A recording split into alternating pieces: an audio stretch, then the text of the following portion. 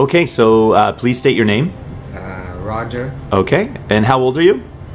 45 years old. Okay, and when did you start losing your hair, Roger? Around 20 years ago. 20 years ago, wow, okay. And it's been a slow progression? I mean, over time it just started progressively getting worse? Yes, Okay. exactly, more and more. Okay, and you decided you wanted to do something about it? Yes, Okay, definitely. okay. How did you find us? How did you find Natural Transplants? A long time ago, I was very curious about it, and I cleaned this building. It surprised me when I seen the clinic. Yes. Here I look on their website Yes. to get more information and talk to the people working here. Cool. For sure I like it. So Roger has been cleaning this building since we've been here, and he does an excellent job of cleaning the office, but it just happened to be he is asking about hair transplantation, and I'm super excited to get him some hair today, and I get to see him almost every day, which is nice because we'll get to be, document his progress, make sure everything is exactly how he wants it. So does hair loss affect you in any way? Does it affect your confidence? Does it affect how you view yourself? Yes, exactly. How do I see myself? Okay. Definitely. Okay. Okay. Well, I'm looking forward to getting you some hair today, Roger, and we'll be checking in with you throughout the day. Okay? Thank you so much. You got it. Okay. Yeah. I'm here with Roger. So what we've done is drawn out his hairline, talked about everything.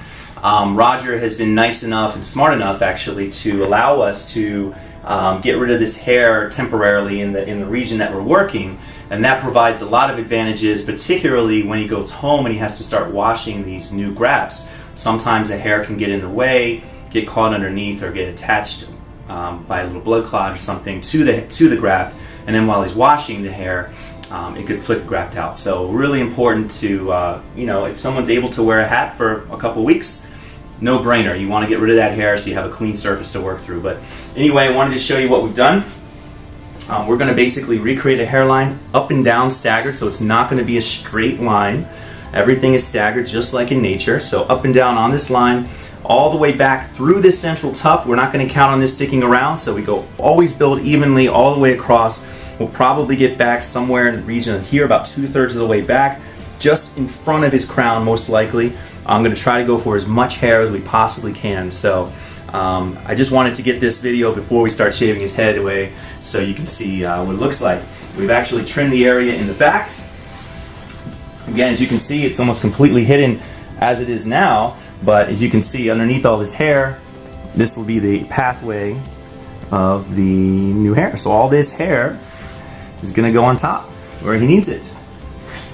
So, and in between, right in the middle there, you're going to see at the end, there's going to be a suture line which will be completely approximated, and after it heals will be virtually undetectable. So if he shaved his head, you'd see it just like you would see an FUE scar. But this should never be an issue for him as far as wearing his hair short. So thank you, Roger, and we'll be checking in on you later.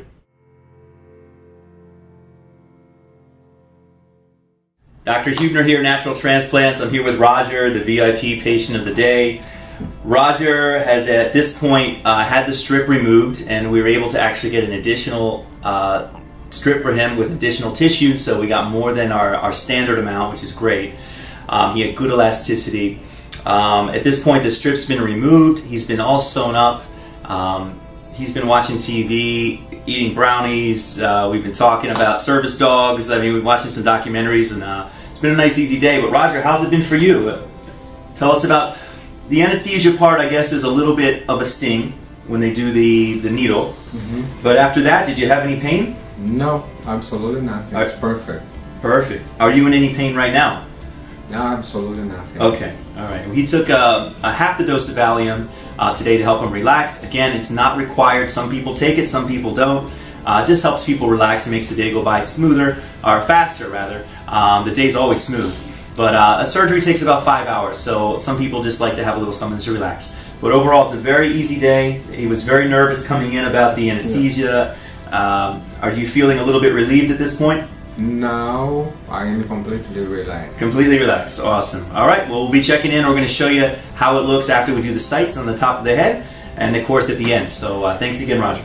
Thank you. So I wanted to show again, everybody asked about incisions. So you can see here that it's basically covered up We do shave the area where the incision is, but this is the incision. And you can see completely together. Completely together. A little bit of post-op oozing, that's normal. But you can see how completely together it is all the way around. And how big our strips are. Our strips go all the way around. Ear to ear. 30 centimeter long, 1 centimeter wide at minimum. And a lot of times we can do what's called a Hue Plus. You'll be hearing more about that later. But a lot of people have elasticity, which allows us to do almost a case and a half or double the amount of hair that you would normally get from a max case. So in any case, you can see it's not going to be an issue for him. Again, he's probably going to be wearing a hat anyway because he's going to be, have some scabs that are visible, and he allowed us to shave. But if he decided to keep his hair, you could see the incision in the back wouldn't be an issue for him. So thanks again.